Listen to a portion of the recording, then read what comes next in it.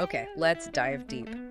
We are unpacking the incredible material you shared about a country that, well, consistently ranks among the world's top travel destinations, a place where history feels alive, and every island seems to tell a unique story. We're talking about Greece. And looking through the sources you provided, yeah, it's really clear why it captures the imagination. They paint a picture of an amazing mix. Those iconic ancient ruins we all know, right? And instantly recognizable whitewashed villages, sun-drenched beaches, incredible food, and just a truly welcoming atmosphere. Absolutely. And your material really highlighted the geography. It's not just a mountainous mainland, it's that mainland plus hundreds of islands scattered across the Aegean and Ionian seas. And a key takeaway from your sources is how diverse this is. Each island, each region offers its own distinct landscapes, history, culture. It's definitely not a one-size-fits-all kind of place. Exactly. So our mission in this deep dive is to go through the travel guides, notes, and articles you've shared and really extract the most important nuggets, the surprising details, the core insights. Yeah. To give you that concentrated understanding of what's truly significant and fascinating about visiting Greece, think of it as our shared shortcut to being well-informed about this captivating country, using your material as our map. Perfect. Let's start by setting the scene then. Based on the sources you've given us, what's the core identity of Greece? Well, it really begins with history, doesn't it? Your material immediately underscores that Greece is famously the birthplace of democracy and mythology, often called the cradle of Western civilization. One striking detail from the sources is that Athens, the capital, has been continuously inhabited for over 3,000 years. Well, it's an almost unimaginable depth of history. 3 millennia. That's just a profound time span to even comprehend. And it's clear from your sources that it's not just about, digging up the past. They emphasize a vibrant blend: history, culture, nature, art, incredible cuisine, outdoor adventure. It feels really multi-layered. It really does. And here's an aha moment that sort of jumped out from your sources. This deep ancient history isn't something that's just cordoned off in museums, It's described as being woven into the very fabric of the landscape and the modern identity. You see those ancient stones right there amidst the cafes and shops of today.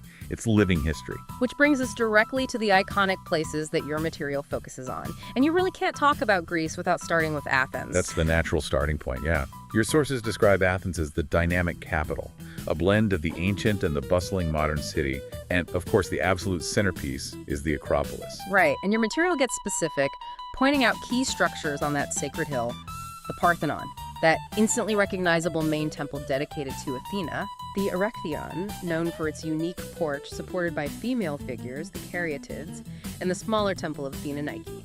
But the historical depth in Athens goes far beyond just the Acropolis. Oh, absolutely. Your sources also mention the ancient agora.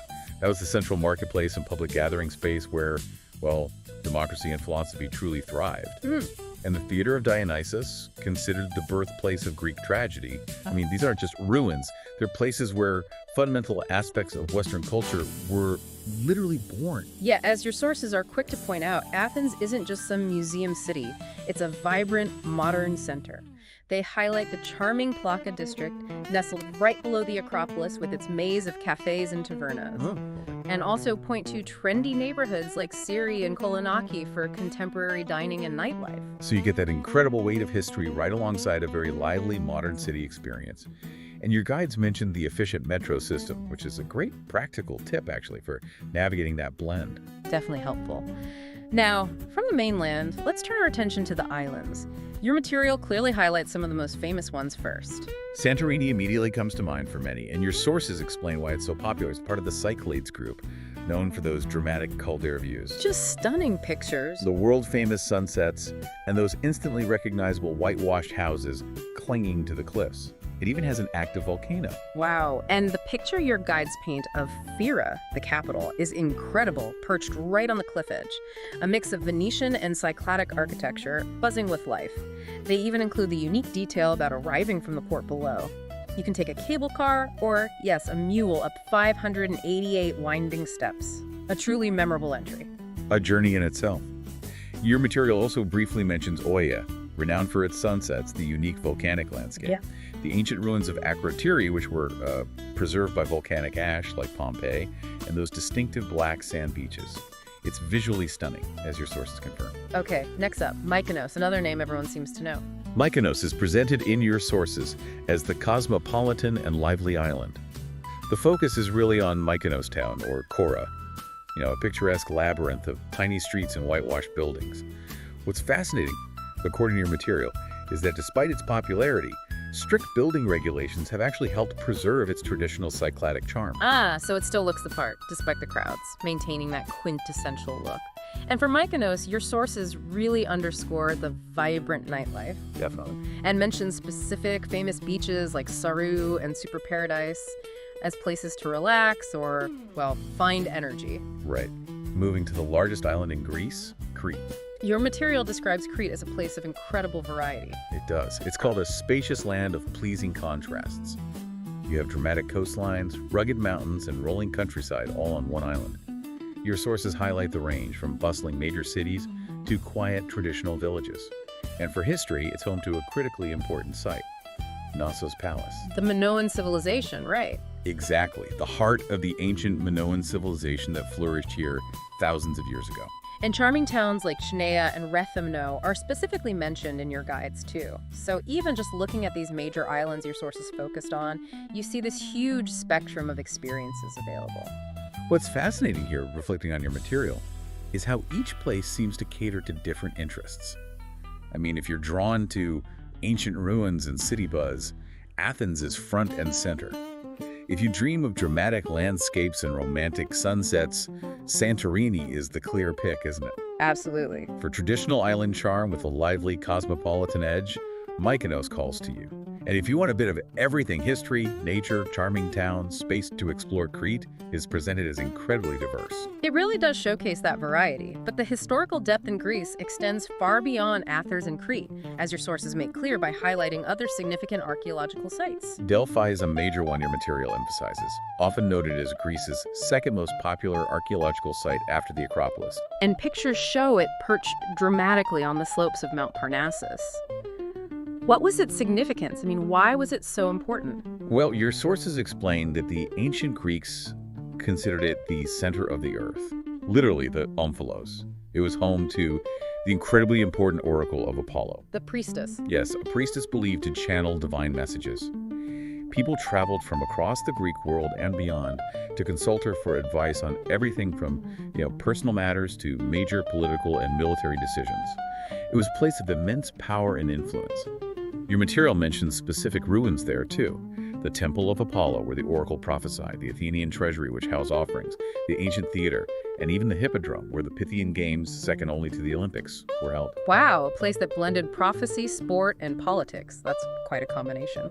Your sources also mention the Peloponnese Peninsula. Yes. Described by its distinctive shape, often likened to a large leaf, and historically known as Maria. Your material highlights the incredibly rich mix of historical layers you find there. You've got classical Greek temples, imposing Venetian fortresses built during later periods, Byzantine churches from the Eastern Roman Empire era, and even Mycenaean palaces from an earlier Bronze Age civilization. So a truly layered landscape reflecting all these different epochs. And it's home to Olympia. Correct. As your sources note, this is the site of the very first Olympic Games, held in honor of the god Zeus. Another place where, standing amidst the ruins connects you directly to foundational aspects of Western culture. Rhodes is highlighted as well in your material. A UNESCO World Heritage Site, so it's recognized globally for its significant cultural and historical value. Your sources focus on its medieval history. The Knights. Exactly. Specifically the remarkably well-preserved Old Town and the impressive Palace of the Grand Master built by the Knights Hospitaller.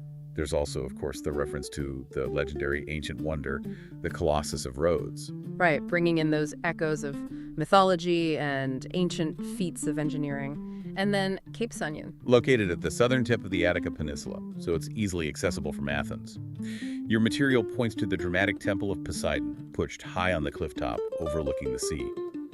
They specifically mention watching the sunset from these ancient ruins as a highly sought-after experience, making it a popular day trip.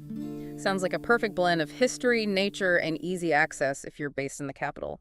And your sources also briefly touched on Thessaloniki. Yeah, Greece's second largest city, the capital of the Macedonian region up in the north. Your material highlights it particularly as the cultural capital. It's known for its lively festivals, social events, and buzzing nightlife. It also offers that blend of old and new, with Byzantine walls and Turkish baths existing alongside vibrant food markets and what your sources describe as unmatched nightlife. Interesting. So perhaps a different energy compared to Athens, maybe more focused on contemporary culture and social scene while still retaining those historical layers. Exactly. It really reinforces that idea that Greece is far more varied than just the famous ancient sites or, the handful of most popular islands. And speaking of variety beyond history and beaches, your sources make it very clear that Greece offers incredible natural landscapes and significant opportunities for outdoor exploration too. Meteora is a prime example that just leaps out from your material. The name itself is Greek for suspended in the air. Which makes perfect sense when you see pictures of those spectacular rock formations rising over 1,200 feet. It's unbelievable. Absolutely unique.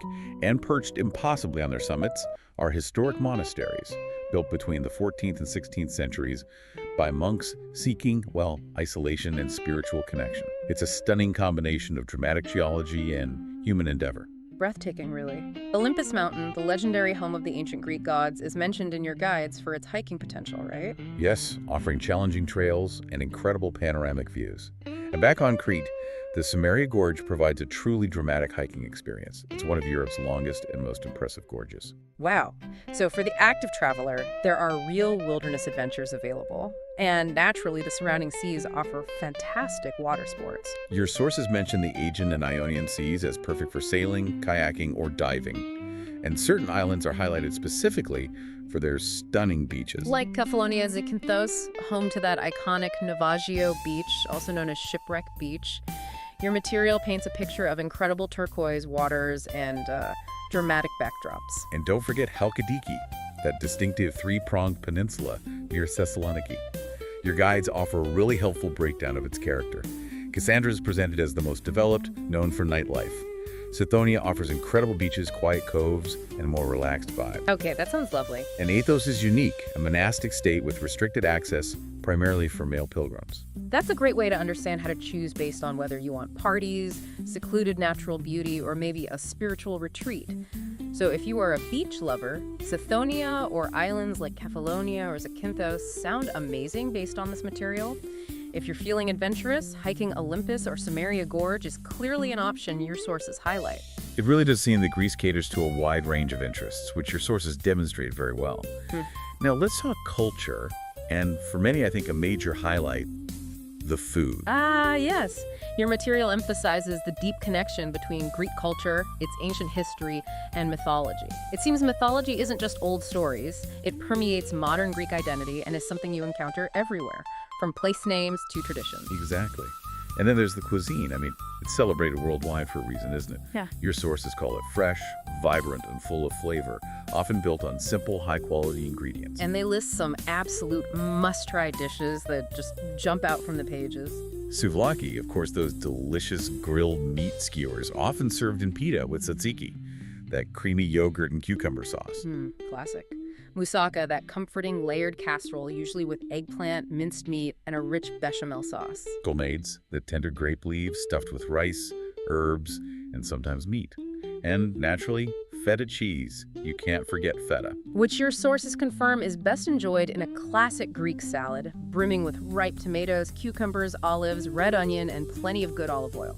The simplicity is really key there. And for dessert, your material points to treats like baklava, that sweet, sticky pastry layered with nuts and honey. Oh yeah, and loukoumades, the delightful Greek donuts drizzled with honey and cinnamon. Just thinking about it is making me hungry. It seems that the food is just as rich and layered as the history. It truly is.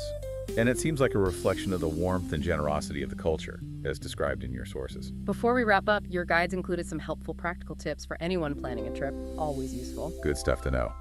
The currency, naturally, is the euro. Language is Greek, but your sources note that English is widely spoken in tourist areas, which is very reassuring for travelers, I think. Definitely. And timing your visit. Your material suggests spring, April to June, and fall, September to November, are often ideal. You get mild weather and fewer crowds than the peak summer months. Summer, July and August, is perfect if you want guaranteed heat and, you don't mind more fellow travelers, especially on the islands. Right, so choose your season based on your priorities. And getting around, how does that work? Your sources highlight the extensive and vital ferry system for island hopping. It's really the way to go between islands. On the islands themselves, you'll find local buses and taxis. And for getting around Athens, they again emphasize the efficiency of the metro. All very useful information drawn directly from the material you provided. Good practical stuff. It really reinforces the idea that while Greece is steeped in ancient history and dramatic landscapes, it's also very accessible and well-equipped for modern travelers, which your sources definitely underscore. So looking back at everything we've unpacked from your sources in this deep dive, I mean, from being the very cradle of civilization in Athens and the dramatic volcanic beauty of Santorini, the lively energy of Mykonos, and the vast diversity of Crete, to the profound historical weight of places like Delphi and the Peloponnese, the unique natural wonders of Meteora and the Samaria Gorge, the vibrant contemporary culture of Thessaloniki, and, well, the absolute delight of the cuisine. It's clear from your material that Greece is a destination offering an incredible, multifaceted experience. History isn't confined to textbooks. It's right there under your feet, woven into the landscape. The culture feels deeply connected to that ancient past, while also being wonderfully alive and welcoming today. And the natural beauty, from sun-drenched islands to dramatic mountains, is just, well, breathtaking. It really feels like a place that genuinely blends history, culture, and nature in a way that feels truly magical and unique as depicted in your sources. It absolutely does. And thinking about that striking point from your material about Athens, a city continuously inhabited for over 3,000 years, known as the very birthplace of democracy. Yeah. Yet also presented as a bustling center for modern culture, trendy nightlife, and vibrant social scenes today. How does a history so profound, so foundational to the modern world actually shape the experience of walking those streets right now? How does knowing you're in the birthplace of democracy feel while you're, say, sitting at a modern cafe or exploring a contemporary art gallery? It's a fascinating question that your material implicitly raises, isn't it? Something to really ponder. Something truly worth considering as you explore the possibilities. Thank you for sharing your sources with us for this deep dive. Kalasestetin.